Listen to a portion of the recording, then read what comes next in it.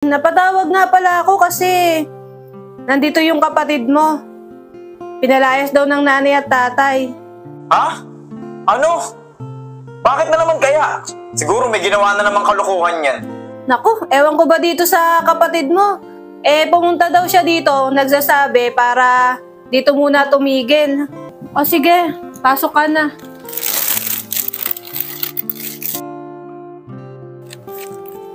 Yung mga gamit mo, ilagay mo na lang dun sa kwarto. Mamaya lilinisin ko yan para matulugan mo. Sige po, maraming salamat po. Ate, baka pwede pong dito muna ako tumuloy sa inyo. Nagalit kasi sa akin sila nanay at tatay eh. Pinalayas ako. Lahat naman kinakain ko eh. At saka nakikitira na nga lang ako eh. Magiging maarte pa ba ako sa pagkain?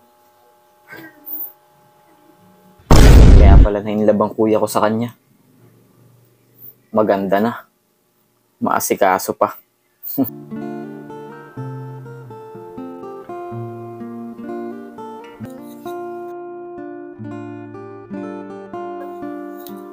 Ay, Jex! Anong ginagawa mo dito?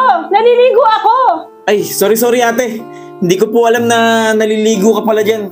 Sorry po, hintayin ko na lang kayo matapos. Tapos maliligo ako. Alis din po kasi ako eh, maghanap akong trabaho. Sensya na po.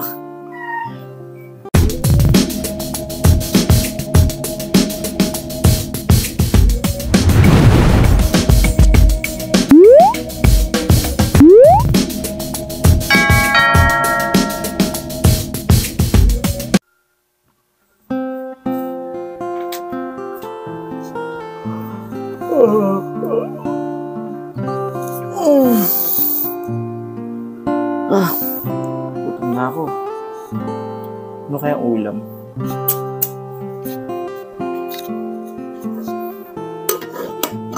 Wala pa palang ulam. Saan sina ate? Share mo na ako. Baka tulog pa sila.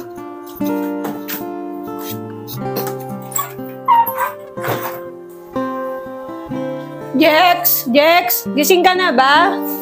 Oh ate, nandito lang ako sa CR. O sige. Iiwan ko muna sa iyo yung bahay Check up ko kasi ngayon, kaya maaga kami. O sige ate, mga anong oras ba kayo makauwi? Naku, hindi ko alam mahaba ang pila doon. Oh, may lakad pa naman ako ngayon. Pero sige, hihintayin ko na lang kayo makauwi. Ingat kayo ate. O sige, alis na kami.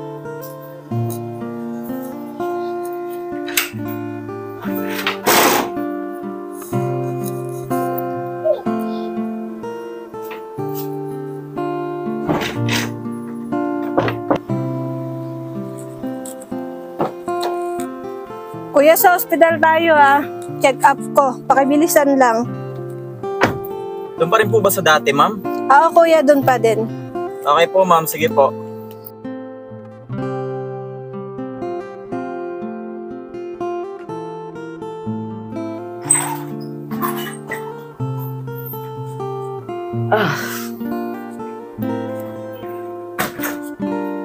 Aga ng alis nila ate Sana makauwi sila ng maaga.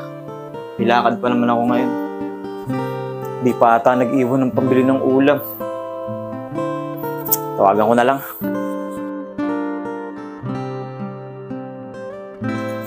Hello, pre. Oh, pre, nandito na nga ako. Malapit na ba dito yan? Sige. Saan kaya dito banda yung bahay ni parang Jex?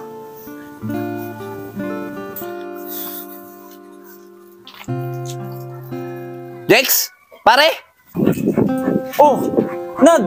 Anong ginagawa mo dito? Pre, galing kasi ako sa bahay ng tropa ko. Sabi niya, malapit lang daw yung bahay niya dito. Nakita ka daw niya kasi dito Tsaka pre, galing ako sa inyo sabi naman sa inyo, hindi ka na daw umuwi sa inyo, matagal na. Oo pre, matagal na akong hindi umuwi sa amin. Tara, pasok ka muna. Ay, sige pre. Salamat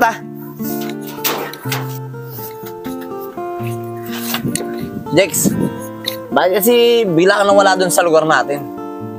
Alam mo namang ikaw lang katambayan ko dun Tsaka pre, yung babae kanina, yung nakita ko.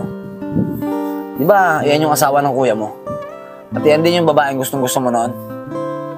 Pre, alam kong may binabala ka. Kilala kita. Alam ko takbo ng utak mo. Tol, alam mo naman 'di ba? Bata pa lang tayo, magkasama na tayo. At alam na alam mo rin na wala naman ako ibang nagustuhan na babae bukod sa kanya. Sabi ko na nga ba, Tol eh. Hindi ako nagkamali eh. Tol, alam ko naman bata pa lang tayo, gusto mo na yan. Pero Tol, hindi tama eh. Asawa ng kuya mo yan. Tsaka tignan mo, yung mga anak na sila. Pamilyadong tao na yan. E paano nalaman ng kuya mo to? Tol, pamilyado na yan, no? Gusto mo ng pamilya, bumuo ko ng sarili mo. Hindi yung maninira ka pa ng pamilya ng iba.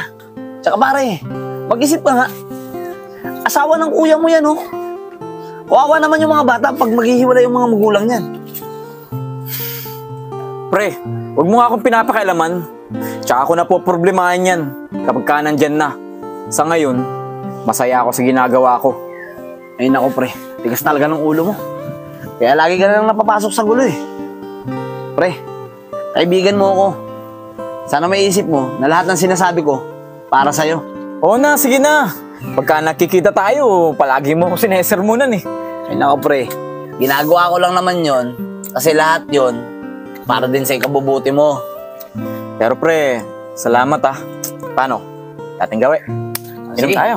Saan ba dito may bibila ng alak? Dito, sa may tapat, tara. Tara. Ako nang bahala sa'yo, sagot ko. Ayos ah. Hello? Pasensya ka na ah. Hindi na naman ako makapagpadala sa'yo. Kasi isa ako sa napili ng boss namin para hindi pumasok. Sabi niya, mga 2 buwan daw kami hindi makakapagtrabaho. Tatawagan na lang daw ulit kami. Kasi bumaba yung sales ng kumpanya namin eh. Nako, paano na kami ngayon ng anak mo niyan?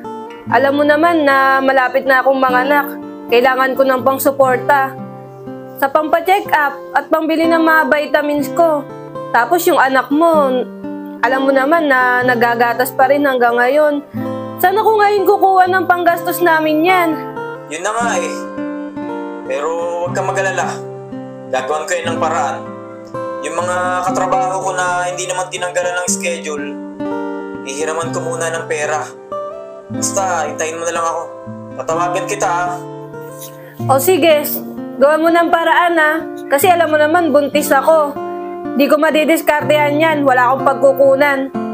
At alam mo naman na ako din nag-aalaga sa anak mo. Walang ibang magbabantay dyan. O sige na, mamaya na lang. Ay nako, kung kailan kailangan namin ng pera. Ate, eto, may konting pera pa ako dito.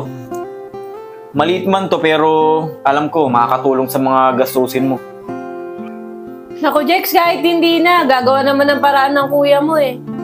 Ano ka ba ate? Huwag mo nang tanggihan. Gusto ko rin naman yan at saka kahit hindi mo nabayaran yan.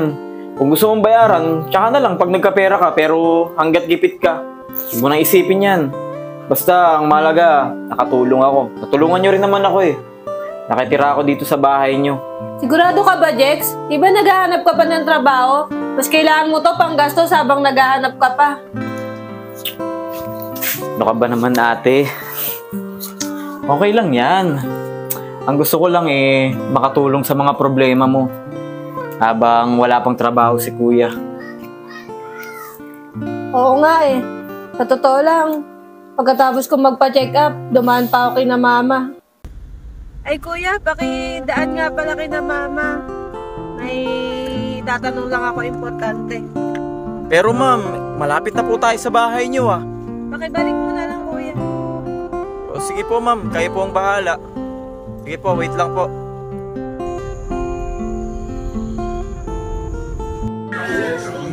Sleep na.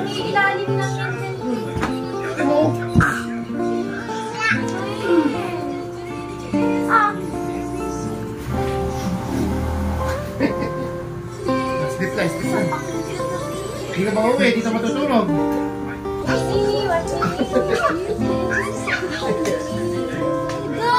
Hindi ko na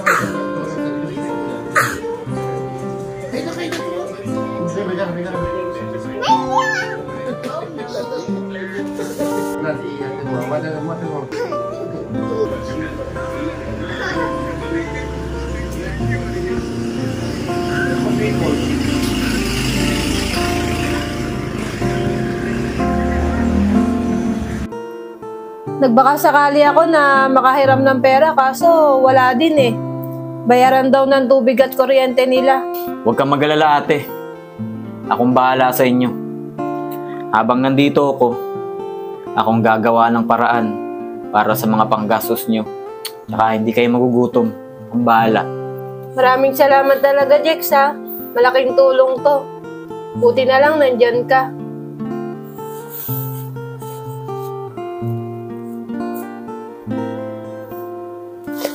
Oo nga pala, Jex. May gagawin pa ako. Diyan ka na.